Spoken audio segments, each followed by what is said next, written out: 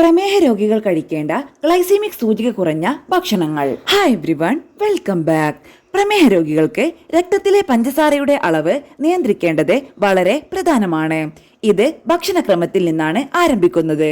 ശരിയായ ഭക്ഷണങ്ങൾ തിരഞ്ഞെടുക്കുന്നതിൽ പ്രമേഹ രോഗികൾ പലപ്പോഴും ബുദ്ധിമുട്ടുന്നു.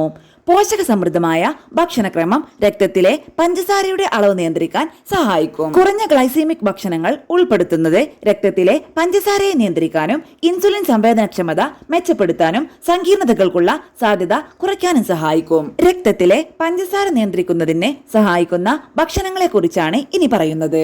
മത്സ്യങ്ങൾ. സാൽമൺ, അയല, മത്തി തുടങ്ങിയ കൊഴുപ്പുള്ള മത്സ്യങ്ങളിൽ ഒമേഗ 3 ഫാറ്റി ആസിഡുകൾ ധാരാളമായി അടങ്ങിയിട്ടുണ്ട്. ഇത് രക്തത്തിലെ പഞ്ചസാര സ്ഥിരപ്പെടുത്താൻ സഹായിക്കുന്നു. പാലക് ചീര. രക്തത്തിലെ പഞ്ചസാരയുടെ അളവ് നിയന്ത്രിക്കാൻ പാലക് ചീര നല്ലതാണ്.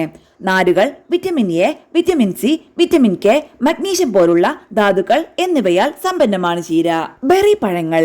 ബ്ലൂബെറി, സ്ട്രോബെറി, റാസ്ബെറി തുടങ്ങിയ ബെറി പഴങ്ങളിൽ കുറഞ്ഞ ഗ്ലൈസീമിക് സൂചികയാണുള്ളത്.